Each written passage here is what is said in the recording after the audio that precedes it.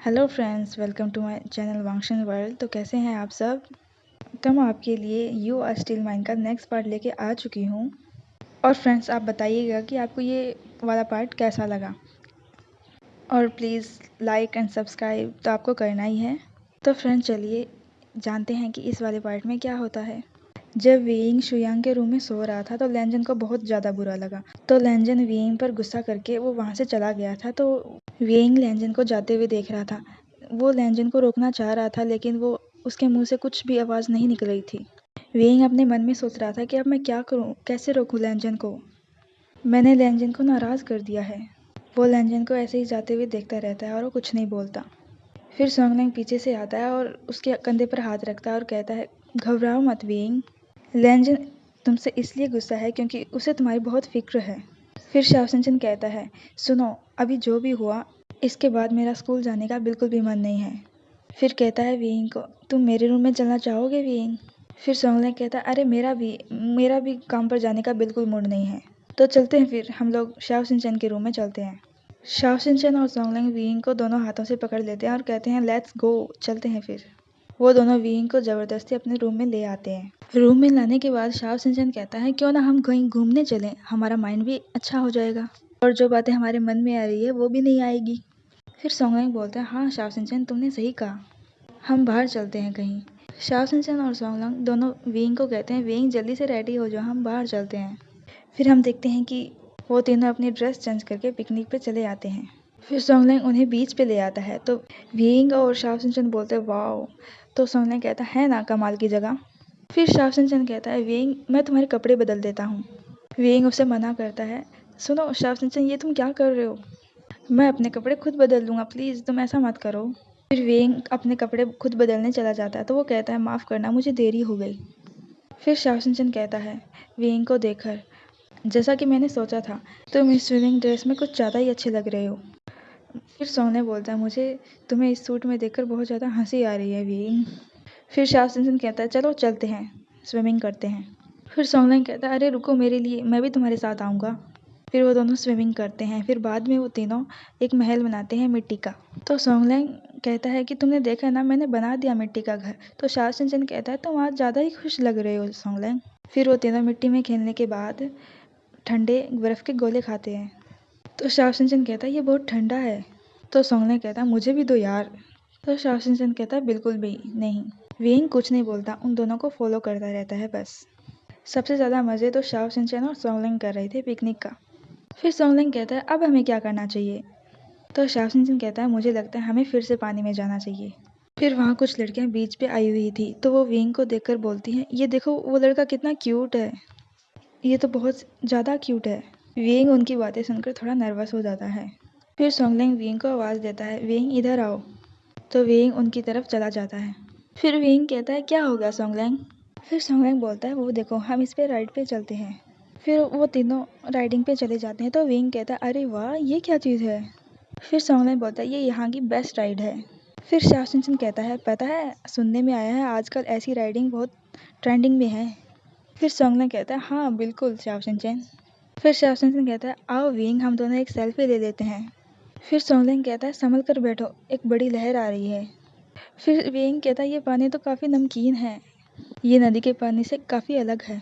क्या बात है, कितना मज़ा आ रहा है। फिर शाओसिंचन कहता है, वेइंग लगता है तुम बीच पर पहली बार आए हो। फिर सोंगलैंग कहता है, अच्छा सुनो, मैं इसे धक्का दूंगा, तुम्हें बहुत मज़ा आएगा। फिर सोंगलैंग उस राइड को धक्का देता है और वेइंग कहता है, बहुत अच्छा लग रहा है। फिर वेइंग कहता है, मुझे यहाँ लाने के लिए शुक्रिया शाओसिंचन, यहाँ तो सच में बहुत मज़ा आ रहा है। फिर शाओसिंचन कहता है, इसमें थैंक यू कैसा, मैं खुद यहाँ काफ़ी दिनों से आना चाह रहा था। फिर वो दोनों वहाँ उस राइड पे बैठे रहते हैं। तो वेइंग नोटिस करता है कि वहाँ सोंगलैंग नहीं था। तो वेइंग कहता है, अरे वे सोंगलैंग कहाँ गया। तो शाओसिंचन देखता है कि सोंगलैंग थोड़ा उनसे दूर था और जहाँ लड़कियाँ स्विमिंग कर रही थी वो वहाँ चला गया था। और वो कहता है, वाह, कितनी अच्छी अच्छी लड़कियाँ, ये लड़कियाँ कितनी सुंदर है और ये लड़कियाँ बिकनी में हैं, मुझे तो जाना पड़ेगा उनके पास। फिर सोंगलैंग कहता है, सुनो वेइंग, शाओसिंचन, मैं थोड़ी देर में आता हूँ। फिर शाओसिंचन कहता है, रुको। लेकिन सोंगलैंग उनकी बात नहीं सुनता, वो वहाँ चला जाता है। तो सोंगलैंग जाकर कहता है, हेलो लेडीज़, कैसे हो। फिर शाओसिंचन कहता है, ये सोंगलैंग भी ना, वो हमेशा हमेशा ऐसा करता है। फिर वेइंग शाव सिंचन की ओर देखता है तो वो नोटिस करता है शाव सिंचन तो काफ़ी दुखी लग रहा है इस बात से। फिर वेइंग सोचता है कि ये दुखी क्यों है, ऐसी क्या बात हो सकती है। शाव सिंचन सिर्फ सोंगलेंग को देखता रहता है कि वो लड़कियों के साथ खेल रहा है। फिर वेइंग सोचता है क्या इसका मतलब शाव सिंचन सोंगलेंग को। फिर वेइंग शाव सिंचन से पूछता है क्या तुम्हें सोंगलेंग पसंद है शाव सिंचन। मैंने सही कहा ना शाव सिंचन।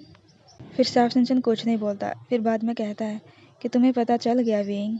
सही कहा, ये बात सच है कि मैं उसे पसंद करता हूँ, लेकिन सोंगलेंग को लड़के नहीं लड़कियाँ पसंद है।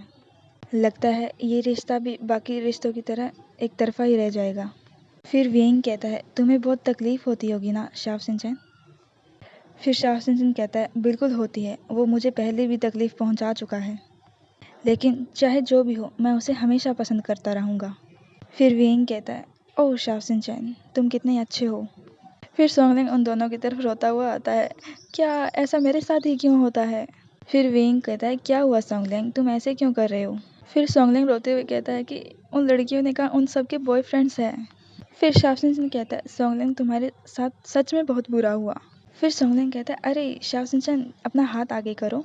फिर शाव सिंचन अपना हाथ आगे करता है तो सोंगलेंग उसके हाथ में एक मोती वाला सीप रखता है। तो शाव सिंचन कहता है वाओ कितना प्यारा है, ये तो एक शीशेल है। फिर सोंगलेंग कहता है वॉलीबॉल खेलते समय मेरी इस पर नज़र पड़ गई थी, तुम्हें तो ऐसी चीज़ें पसंद है ना शाव सिंचन। फिर शाव सिंचन खुश होकर कहता है हाँ मुझे पसंद है, तुम्हारा बहुत बहुत शुक्रिया सोंगलेंग। फिर सोंगलेंग कहता है अरे ये कोई बड़ी बात नहीं है। फिर शाव सिंचन कहता है फिर भी मैं बहुत खुश हूँ तुमने मुझे ये दिया। सोंगलेंग और शाव सिंचन आपस में बातें करने लग जाते हैं। फिर वेंग उन्हें देखता रहता है और सोचता है कि ये सच में बहुत प्यारा है और शाव सिंचन सच में बहुत स्ट्रॉन्ग है। फिर विंग अचानक से बोलता है मुझे घर जाना है। फिर वो दोनों एकदम से विंग की ओर देखते हैं तो विंग कहता है तुमने सही सुना, मुझे घर जाना है और लैंजन से माफ़ी मांगनी है।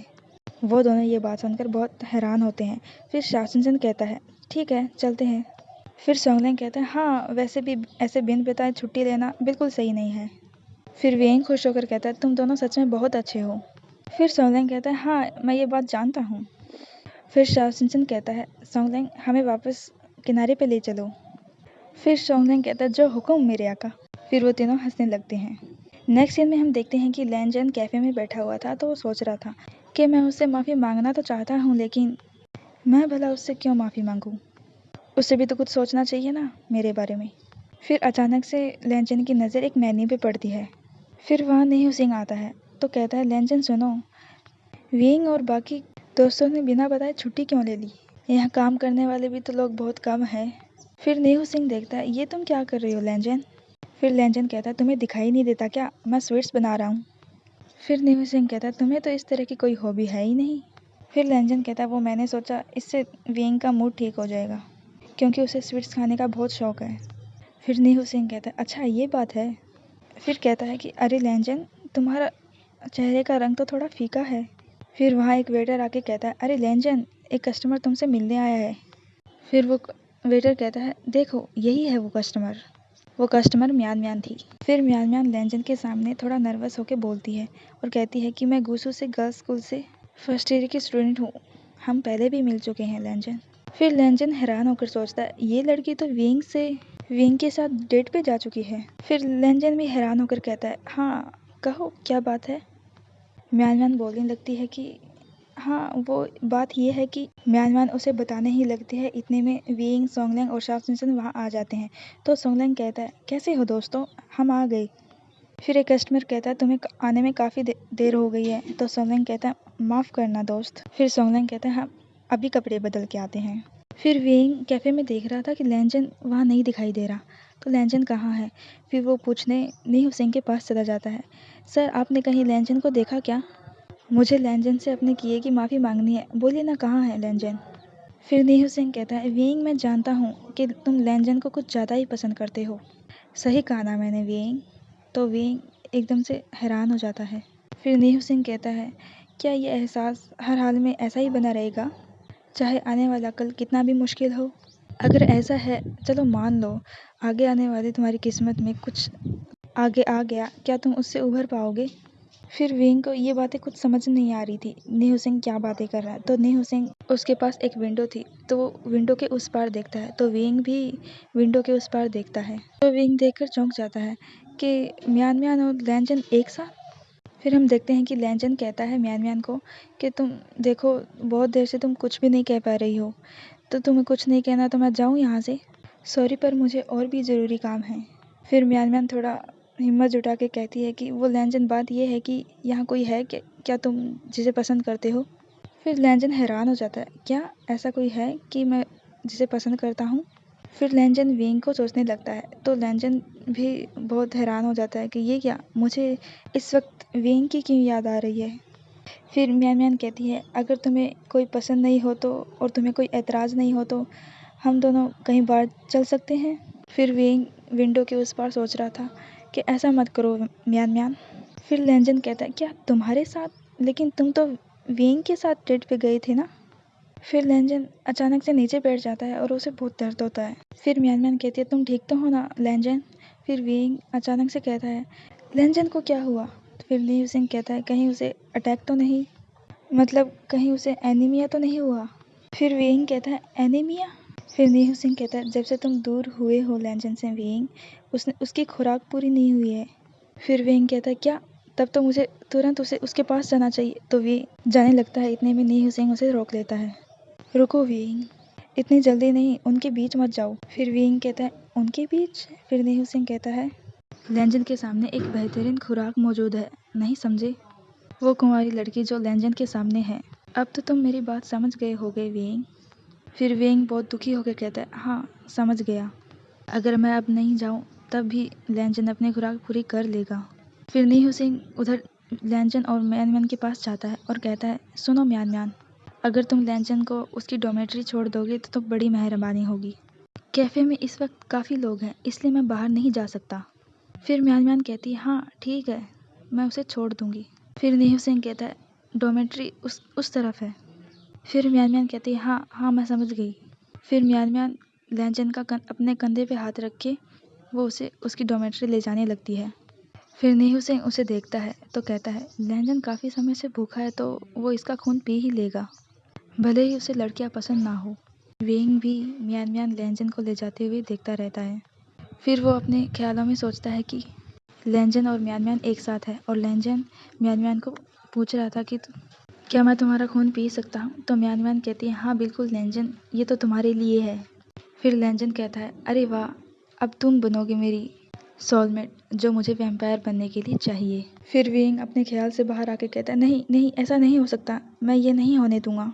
फिर विंग को कुछ आवाज़ें सुनाई देती है तो वो बाहर जाता है, तो वहाँ शुयांग आया हुआ था वेटर की ड्रेस में। फिर विंग कहता है, क्या हुआ शुयांग, तुमने ये वेटर के कपड़े क्यों पहने हैं?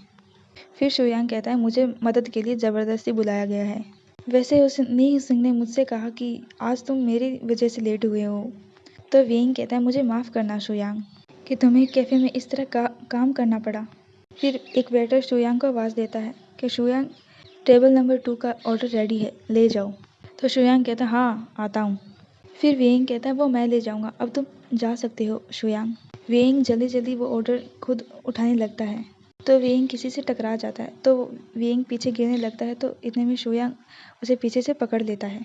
फिर वेइंग कहता है, शुयांग मुझे माफ़ करना। फिर शुयांग कहता है, मुझे इस बात की ज़्यादा फिक्र है कि तुम अकेले हो और ऐसी रोने वाली शक्ल क्यों बना रखी है। फिर वेइंग सोचता है, भले ही मेरा शरीर इधर है, लेकिन मेरा ये दिल जानने की कोशिश कर रहा है कि वो दोनों कहाँ हैं।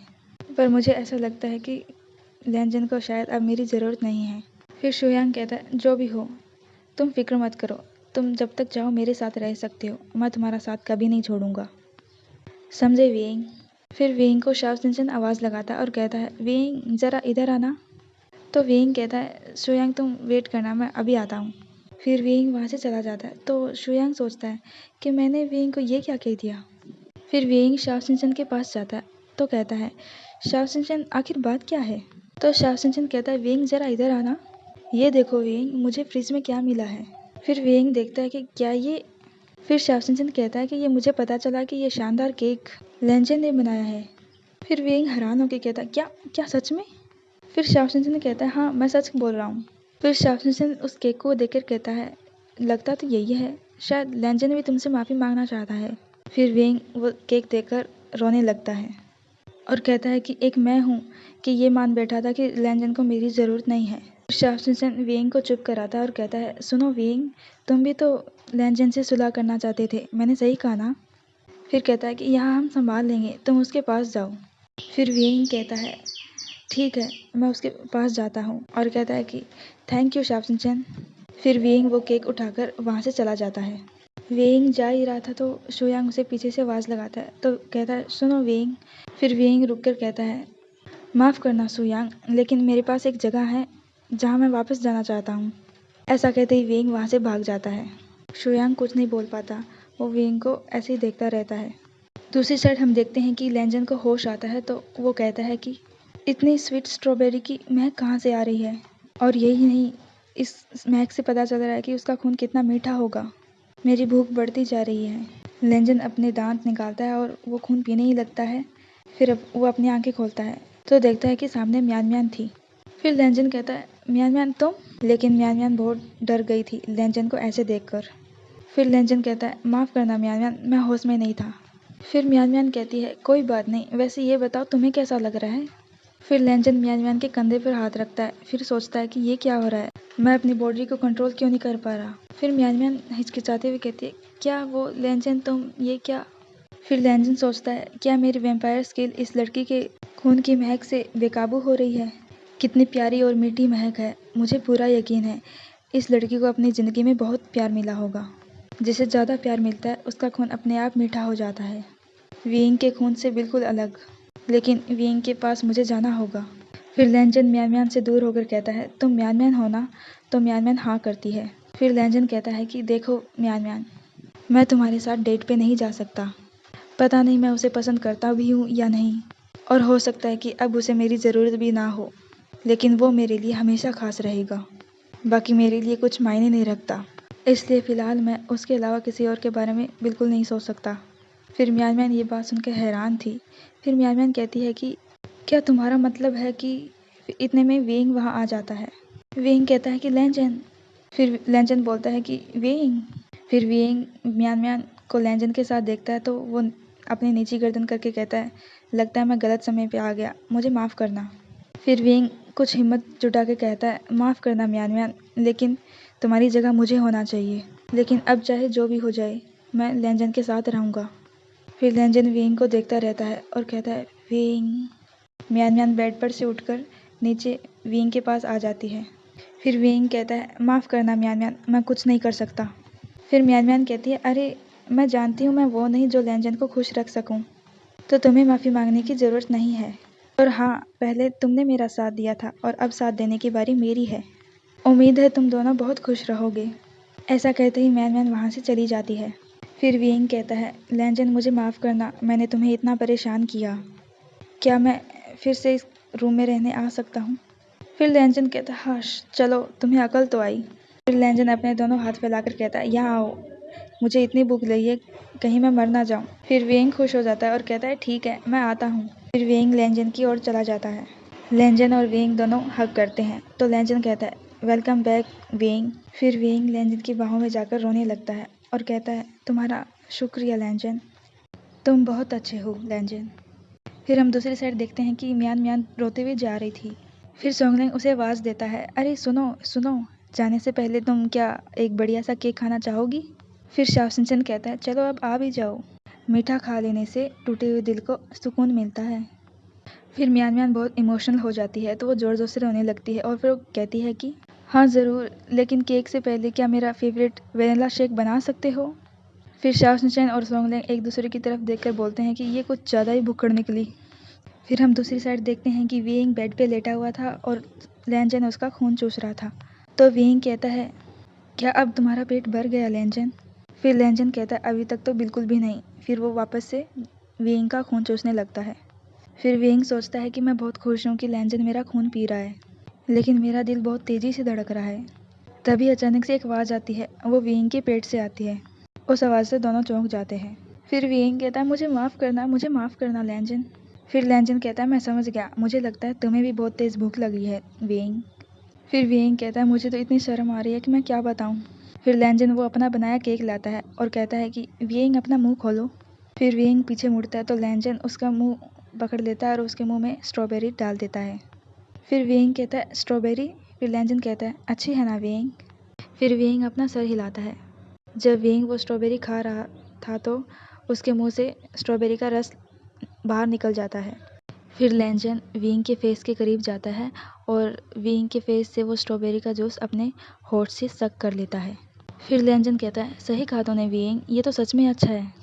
फिर वेइंग ये सब देखकर बहुत हैरान हो जाता है तो वो सोचता है कि लैंजन के होठ मेरे होठ के कितने करीब थे। तुम जानते हो ये स्वीट्स खास तुम्हारे लिए ही बनाई है मैंने वेइंग। फिर लैंजन केक में से एक चॉकलेट का टुकड़ा उठाकर उस चॉकलेट के टुकड़े को अपने होठ से पकड़कर वेइंग के होठ तक ले जाता है और उसे खिलाता है। वेइंग वो टुकड़ा अपने मुंह में पकड़ लेता है। फिर लैंजन कहता है कि तुम्हारे बिना मैं अकेला पड़ गया था। फिर वेइंग अपने मन में सोचता है मुझे पता था कि मैं लैंजन को पसंद करता हूँ। फिर लैंजन कहता है कि देखो मैंने ये स्वीट तुम्हारे लिए बनाई तो है, क्या कुछ और भी है जो मैं तुम्हारे लिए कर सकता हूँ। ये बात सुनकर वेइंग अपने मन में सोचता है क्या मेरे लिए? मैं चाहता हूँ कि लैंजन तुम मुझे एक लड़की की तरह देखो और मुझे पसंद भी करो, पर ये मैं तुम्हें कैसे बताऊँ लैंजन। फिर वेइंग ज़ोर से बोलता है कि मैं ये चाहता हूँ कि हम ऐसी जगह जाएं कि वहाँ कोई भी ना हो। फिर लैंजन कहता है बस इतना ही, ठीक है जैसा तुम कहो, मुझे मंजूर है। फिर वेइंग ये बात सुनकर बहुत खुश हो जाता है तो लैंजन कहता है रुको 1 मिनट। फिर लैंजन सोचने लगता है कहीं मुझे ये डेट के लिए तो नहीं पूछ रहा। फिर वेइंग खुश होकर कहता है अरे वाह क्या बात है, मज़ा आएगा हमें। लेकिन लैंजन सोच में पड़ा हुआ था कि रुको रुको रुको, वेइंग एक लड़का है और मैं इसके साथ डेट पे कैसे जा सकता हूँ। वेइंग अपनी पिकनिक की प्लानिंग कर रहा था लेकिन लैंजन बहुत कंफ्यूज था। दूसरी साइड पे हम देखते हैं कि शू यांग अपने रूम में सोया हुआ था। रूम की लाइट सारी ऑफ थी। वो वेइंग के बारे में सोच रहा था। शू यांग को वेइंग की उस बात की सबसे ज़्यादा याद आ रही थी जब उसने कहा था कि कुछ भी हो तुम मेरे भरोसेमंद दोस्त हो शू यांग। फिर शू यांग करवट बदल के कहता है मुझे तुम्हारी ज़रूरत है वेइंग। आज के लिए बस इतना ही फ्रेंड। इस पार्ट के आगे का जानने के लिए आपको नेक्स्ट पार्ट का वेट करना पड़ेगा और तब तक आप इस पार्ट को एंजॉय कीजिए और प्लीज़ भर भर के कमेंट करिए कि आपको ये कैसा लगा और शेयर तो आपको करना ही है। तो मिलते हैं फ्रेंड्स नेक्स्ट पार्ट में। Thank you.